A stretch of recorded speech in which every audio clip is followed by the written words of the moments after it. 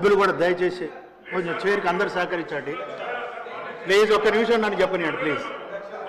ఇప్పుడు కేటీఆర్ గారు ఇప్పుడు మీకు 10:20కి టైం ఇచ్చాం, స్టార్ట్ చేశారు.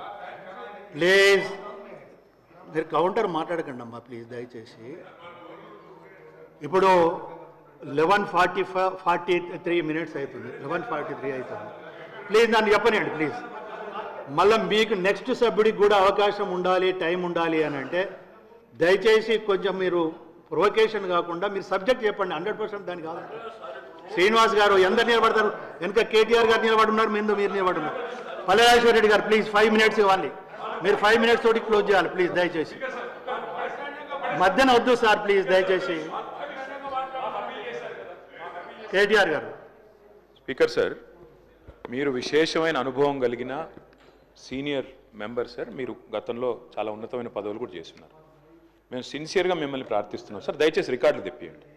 ఎన్నిసార్లు ఇంటరప్షన్లు అయినాయి, ఎన్నిసార్లు మంత్రులు అంత అంత అంత ఎక్సైట్ అయ్యి మాట్లాడితే ఎట్లా సార్? మంత్రులు sir, the essence of democracy. దయచేసి కొత్త సభ్యులు కాంగ్రెస్ నుంచి 53 మంది ఉన్నారు. The essence of democracy, the beauty of discussion in assembly sir is discussion, debate, dissent. Sir opposition అనేది మాకు we will have our say, the government will have its way. That is the essence of democracy. దయచేసి నేను వారిని మిమ్మల్ని కూడా కోరేది sir, మంత్రులకి సంయమనం ఉండాలి, రిస్ట్రెయింట్ ఉండాల్సింది ట్రెజరీ బెంచెస్కి.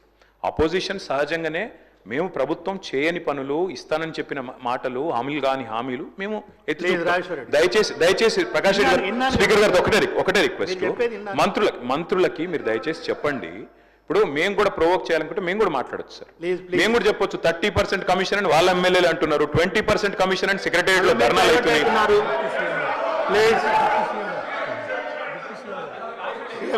డిప్యూటీ సీఎం గారు సార్, రామ్జాన్ మీరు కూర్చోండి. డిప్యూటీ సీఎం గారు మాట్లాడుతున్నారు sir. Essence of the democracy. చాలా సంతోషం కేటీఆర్ గారు